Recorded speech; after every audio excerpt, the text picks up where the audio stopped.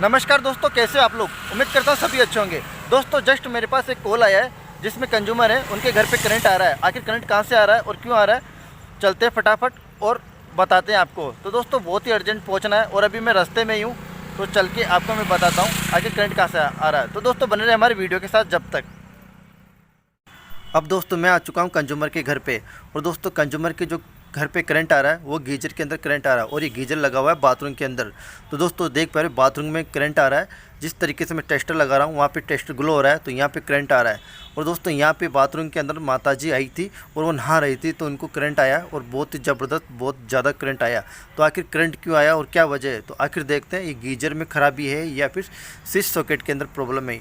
तो ये आखिर इसमें क्या प्रॉब्लम है। तो दोस्तों यहाँ पे स्विच ऑफ है फिर भी गीजर के अंदर करंट आ रहा है। तो दोस्तों यहाँ पे नल के अंदर भी करंट आ रहा है। यदि कोई भी घर का व्यक्ति यहाँ पे आकर नल को हाथ लगा लेता है, किसी भी नल को, तो यहाँ पे करंट आने की संभावना फुल होती है, यहाँ तक कि उनकी जान जाने का खतरा भी फुल है।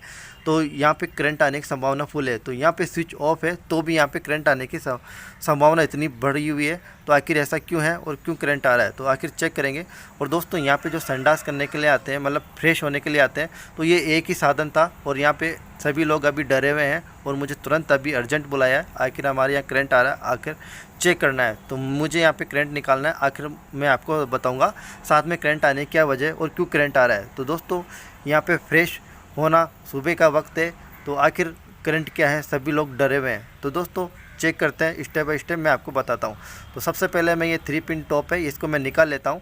उसके बाद मैं आपको बताता हूँ कि करंट कहाँ से आ रहा है, या तो गीजर से प्रॉब्लम है या फिर स्विच सॉकेट से प्रॉब्लम है। तो इस तरीके की ये काफ़ी चिपक गया 3 पिन टॉप, इसको निकालते हैं और इसके बाद मैं आपको और बताता हूँ। तो ये 3 पिन टॉप भी निकल चुका है और यहाँ से मैं टेस्टर से चेक करता हूँ सॉकेट को, इनकी वायरिंग ओके है या सही है। तो यहाँ पे टेस्टर से मुझे पता चल जाएगा। तो दोस्तों यहाँ पे टेस्टर ग्लो हो रहा है, तो यानी कि यहाँ पे जो फेस है वो डायरेक्ट कर रखा है, सॉकेट के अंदर फेस डायरेक्ट कर रखा है। और यहाँ पे न्यूट्रल है जो स्विच से कर रखा है, और ये अर्थिंग है, अर्थिंग के अंदर भी किसी प्रकार का करंट नहीं आ रहा, लेकिन यहाँ पे फेस है वो डायरेक्ट है। तो आखिर डायरेक्ट है या नहीं है वो इस स्विच बोर्ड को खोलने के बाद ही पता चलेगा। तो आखिर इसमें देखते हैं क्या है। तो अब देखते हैं दोस्तों टेस्टर गीजर पे लगा के। तो यहाँ पे गीजर पे लगाने से हमारा टेस्टर ग्लो नहीं हुआ, तो टेस्टर बिल्कुल ग्लो नहीं हो रहा। तो यहाँ पे अभी इसमें करंट नहीं है। तो अब मैं इस गीजर को भी मैं हाथ लगा के बताऊँगा, और यहाँ पे किसी नल में करंट नहीं आ रहा है। तो यहाँ पे जो फॉल्ट था वो अभी हाल फिलहाल स्विच सॉकेट के अंदर ही फॉल्ट है। तो आखिर चेक करते हैं आखिर क्या फ़ॉल्ट है। आखिर इस गीजर को भी चेक करेंगे, गीजर में भी फ़ॉल्ट हो सकता है, गीजर में भी फ़ॉल्ट होने की संभावना है। तो यहाँ पे अब गीजर में फ़ॉल्ट नहीं है, आखिर जो फ़ॉल्ट था वो स्विच और सॉकेट के अंदर था। तो उसको हम स्विच और सॉकेट को खोलेंगे और उसके बाद इसमें देखेंगे, हो सकता है इसके अंदर वायरिंग चिपक गई हो सकता है इसके अंदर वायर जल गया हो। तो वो स्विच को हम खोल के देखते हैं और इसके अंदर क्या प्रॉब्लम है। तो इसको खोल लेते हैं फटाफट से।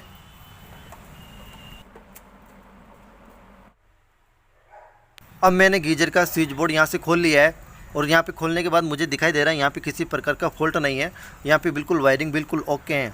तो अब मैं टेस्टर लगा के देखता हूँ सॉकेट को, स्विच को। तो यहाँ पे मैंने स्विच को टेस्टर लगा के देखा है, तो यहाँ पे स्विच है, किसी प्रकार का ग्लो नहीं हो रहा है। और सॉकेट के अंदर मैं न्यूट्रल पे टेस्टर लगा के देख रहा हूँ, तो यहाँ पे टेस्टर है जो सॉकेट पे ग्लो हो रहा है, जो कि डायरेक्ट सॉकेट के अंदर लगा हुआ है। तो यहाँ पे फेस वायर है वो सॉकेट के अंदर कनेक्ट हो रखा है, और न्यूट्रल वायर है वो स्विच से कनेक्ट हो रखा है। तो यहाँ पे कनेक्शन है वो उल्टे सीधे कर रखे हैं। तो एक बार हम इस कनेक्शन को हम सीधा भी करेंगे, उसके बाद भी देखेंगे आखिर क्या फॉल्ट है। और दोस्तों यहाँ पे अर्थिंग बिल्कुल भी नहीं है इस गीजर में, और यहाँ पे अर्थिंग होना चाहिए, हर गीजर के अंदर अर्थिंग होना ज़रूरी है। और दोस्तों यहाँ पे जो वायर है उल्टा सीधा लगा रखा है, और यहाँ पे न्यूट्रल की जगह फेस, फेस की जगह न्यूट्रल। हमेशा न्यूट्रल स्विच सॉकेट की तरफ होना चाहिए, और फेस वायर है वो स्विच के द्वारा होना चाहिए। तो यहाँ पे कनेक्शन गड़बड़ है, तो यही समस्या यहाँ पे सबसे ज़्यादा प्रॉब्लम कर रही है। और करंट आने का वजह यही था, यदि स्विच ऑफ रहता उसी वजह से इस गीजर में करंट आ रहा था। तो स्विच ऑफ होने के बाद भी फेस वायर है इसमें कंटिन्यूटी चल रहा था। अब दोस्तों हम चेक करेंगे गीजर को, तो गीजर के अंदर भी क्या प्रॉब्लम है, गीजर को भी हम एक बार चेक कर लेते हैं, क्योंकि स्विच बोर्ड है वो तो हमें पता चल ही गया है। अब यहाँ पे गीजर को चेक करने के लिए चाहिए हमें मल्टीमीटर, और मल्टीमीटर किस तरीके से चेक करते हैं उसको बारे में हम बताएंगे। तो दोस्तों स्टेप बाय स्टेप मैं आपको बताता हूँ। ये लिए हमने 3 पिन टॉप, और 3 पिन टॉप से मैं न्यूट्रल और फेस गीजर का टर्मिनल चेक करता हूँ। तो यहाँ पे कंटिन्यूटी की आवाज़ आइए। एक बार मल्टीमीटर आपको पास से ला करके दिखाता हूँ मैं, उसके बाद मैं एक बार फिर से चेक करके बताता हूँ। तो दोस्तों ये मैंने कंटिन्यूटी पे सेट कर रखा है मल्टीमीटर, यहाँ पे गीजर के 3 पिन टॉप के न्यूट्रल और फेस दोनों लेता हूँ मैं, और यहाँ पे कंटिन्यूटी की आवाज़ आ रही है, तो यहाँ पे एलिमेंट है बिल्कुल ओके हैं। अब दोस्तों मैंने लिया अर्थिंग का, तो यहाँ पे कंटिन्यूटी नहीं आ रही है, और फिर मैं लेता हूँ न्यूट्रल और अर्थिंग का, तो यहाँ पे कंटिन्यूटी की आवाज़ आती है। तो यहाँ पे भी चेक करते हैं, तो दोस्तों यहाँ पे भी कंटिन्यूटी की आवाज़ नहीं आ रही है, तो यहाँ पे गीजर बिल्कुल ओके बता रहा है। तो आखिर प्रॉब्लम क्या है, आगे और चेक करते हैं। अब चेक करते हैं बॉडी अर्थ गीजर का, तो बॉडी अर्थ चेक करते हैं, तो यहाँ पे बॉडी अर्थ अर्थिंग और बॉडी अर्थ कंटिन्यूटी बता रहा है, तो यहाँ पे बिल्कुल ओके है। अब मैं लेता हूँ 3 पिन टॉप का फेस और बॉडी अर्थ, तो यहाँ पे कंटिन्यूटी नहीं बता रहा है। और अब लेता हूँ न्यूट्रल और बॉडी अर्थ गीजर का, तो यहाँ पे कंटिन्यूटी नहीं बता रहा है। तो यहाँ पे गीजर बिल्कुल ओके बता रहा है, यहाँ पे बॉडी बिल्कुल ओके बता रहा है, और ये मीटर है ये बिल्कुल ओके है, और कंटिन्यूटी भी सेट है। तो यहाँ पे बिल्कुल अभी कोई प्रॉब्लम ही नहीं आ रही है। अब जो प्रॉब्लम है वो स्विच बोर्ड के अंदर है। स्विच बोर्ड के अंदर मैं 3 पिन टॉप लगा के देखता हूँ, और गीजर को मैं ऑन करके देखता हूँ। उसके बाद गीजर को चेक करते हैं, गीजर में करंट आ रहा ही नहीं आ रहा। तो मैंने यहाँ पे 3 पिन टॉप लगा के देख लिए और स्विच भी ऑन कर लिया है। अब मैं इसको चेक करता हूँ गीजर को। अब दोस्तों गीजर में करंट बिल्कुल भी नहीं आ रहा है, और नल में भी करंट नहीं आ रहा है। करीब गीजर चलते हुए को 10 मिनट हो चुके हैं, और कहीं पे भी करंट नहीं आ रहा है। और अब हम इसका स्विच है वो बंद करेंगे, गीजर का जो मेन स्विच है, और गीजर की बॉडी में भी करंट नहीं आ रहा है। अब इसका जो मेन स्विच है वो हम बंद करके फिर से चेक करेंगे आखिर गीजर में करंट आ रहा है या नहीं आ रहा। क्योंकि दोस्तों यहाँ पे स्विच बोर्ड में अभी भी मतलब फेस वायर है वो डायरेक्ट है, न्यूट्रल वायर है वो स्विच से है। तो अभी मैं स्विच को बंद करता हूँ, उसके बाद इसका बॉडी पे फिर से चेक करते हैं करंट आ रहा है या नहीं आ रहा। तो इसकी बॉडी पे टेस्ट चेक करके देखता हूँ मैं। अब दोस्तों मैंने गीजर की बॉडी पे टेस्टर लगा के भी देख रहा हूँ, तो यहाँ पे करंट बिल्कुल भी नहीं आ रहा। यहाँ पे गीजर है बिल्कुल ओके बता रहा है, और गीजर के अंदर बिल्कुल करंट नहीं आ रहा। क्योंकि दोस्तों गीजर को बार बार चेक करना ज़रूरी है, क्योंकि बंद करके चेक करना और चालू करके चेक करना, क्योंकि गीजर का एलिमेंट है वो ख़राब होने का चांस है, कभी भी ख़राब हो सकता है, कभी भी धोखा दे सकता है। तो हो सकता है ये अभी ख़राब है और अपन को सही बता रहा है, तो इस वजह से इसको बार बार चेक करना पड़ रहा है। तो यहाँ पे नल में भी करंट नहीं आ रहा और गीजर में भी करंट नहीं आ रहा। यहाँ पे ओके बता रहा, लेकिन इसको लास्ट तक देखते रहेंगे, आखिर इसमें क्या प्रॉब्लम पूरी तरीके से चेक करेंगे। कभी कभी गीजर के अंदर ऊपर परत लगी हुई रहती है, तो इस वजह से इसमें करंट नहीं आता है। तो दोस्तों इसका जो स्विच है इसको भी मैं एक बार ऑन करके देख लेता हूँ। जैसे मैं प्लास से ऑन किया, अभी प्लायर से ऑन कर लिया, इसके बाद अब फिर चेक करते हैं इसमें करंट आ रहा ही नहीं आ रहा। हो सकता है इस स्विच का भी फ़र्क पड़ सकता है, ये स्विच भी बहुत इंपॉर्टेंट है। अब दोस्तों मैंने ये थर्मोस्टेट का स्विच ऑन किया, तो यहाँ पे टेस्टर ग्लो होने लग गया गीजर से, और गीजर में करंट आने लग गया। तो दोस्तों यहाँ पे थर्मोस्टेट था वो करंट को रोक रहा था, तो यहाँ पे अब करंट आने लग गया, और यहाँ पे नल में भी करंट आ रहा है। तो इसका मतलब इसमें गीजर में ही फॉल्ट है। तो इस वजह से इसमें करंट नहीं आ रहा था, क्योंकि थर्मोस्टेट का स्विच था वो हीटिंग के कारण ऑफ हो गया था। तो इस वजह से नल में करंट नहीं आ रहा और गीजर में करंट नहीं आ रहा। तो यहाँ पे ये फॉल्ट नज़र आ गया, तो यहाँ पे गीजर में करंट आया। यहाँ पे जो फॉल्ट है वो गीजर है, और गीजर ही ख़राब है यहाँ पे। तो दोस्तों यहाँ पे स्विच ऑफ है, उसके बाद भी इसमें करंट आ रहा है, क्योंकि दोस्तों यहाँ पे न्यूट्रल है वो डायरेक्ट है, न्यूट्रल की जगह फेस है और फेस की जगह न्यूट्रल है। तो दोस्तों यहाँ पे मैं 3 पिन टॉप को बाहर निकाल लेता हूँ। सबसे पहले मैं स्विच बोर्ड का जो कनेक्शन है वो मैं बिल्कुल ओके कर लेता हूँ। 3 पिन टॉप इसको बाहर निकाल करके न्यूट्रल की जगह न्यूट्रल और फेस की जगह फेस है वो स्विच से कनेक्ट कर देता हूँ मैं, और न्यूट्रल है वो सॉकेट से डायरेक्ट कर देता हूँ मैं। तो सबसे पहले मैं यहाँ पे कनेक्ट कर देता हूँ, तो इसको फटाफट मैं कर लेता हूँ मैं।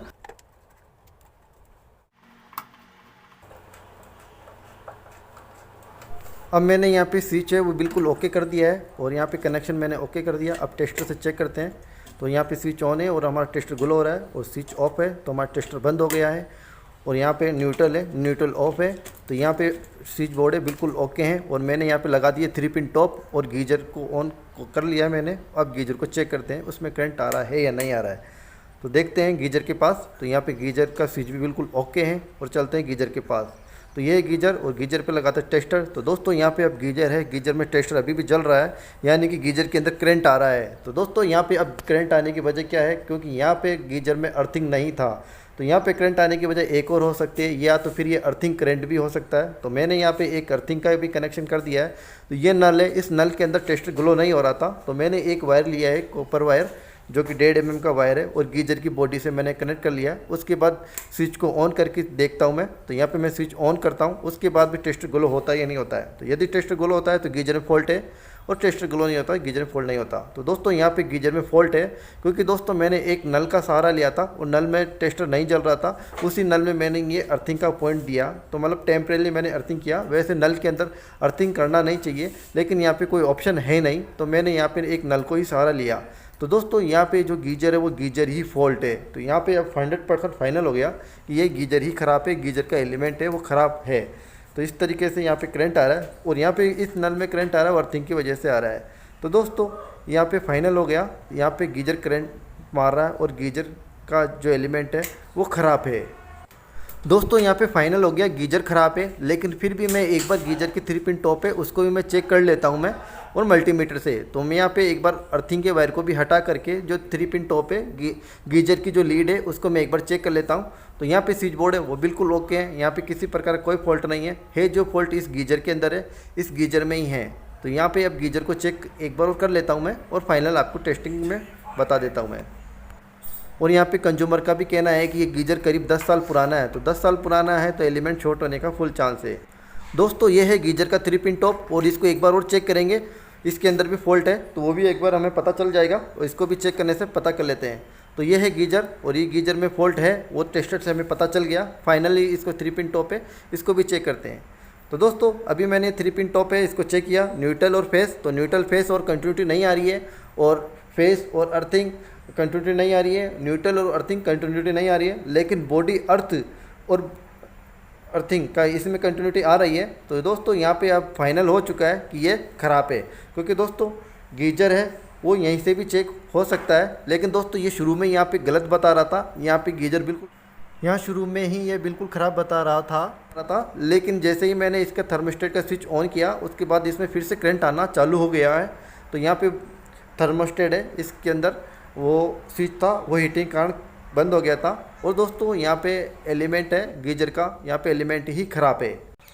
अब दोस्तों फाइनली यही पता चला है यहाँ पे गीजर ख़राब था, इसके अलावा स्विच बोर्ड ख़राब था। स्विच बोर्ड के अंदर न्यूट्रल की जगह फेस था, फेस की जगह न्यूट्रल था और इसके अलावा गीजर के अंदर फॉल्ट था। गीजर के अंदर ऐसा फॉल्ट था कभी गीजर सही बताता है और कभी ख़राब बताता है। तो इस तरीके का फॉल्ट है, काफ़ी खतरनाक रहता है। इस तरीके के फॉल्ट के अंदर इलेक्ट्रिशियन को खुद को करंट आने के चांस रहता है। तो दोस्तों ऐसा करंट है बहुत खतरनाक रहता है, तो ऐसा करंट भी देखने को मिल सकता है। और दोस्तों इस तरीके का जो गीजर होता है, जो ऐसा फॉल्ट है वो पुराने गीजर में ही देखने को मिलता है। करीब 7 से 8 साल पुराना गीजर होता है उसी में ही देखने को मिलता है। तो इस तरीके का फॉल्ट होता है उन्हीं में ही होता है। तो दोस्तों बस आज के लिए इतना ही है। आपको ये वीडियो कैसा लगा थी, अच्छा लगा तो आप हमें लाइक करें, शेयर करें। जब तक के लिए ओके, थैंक यू, बाय।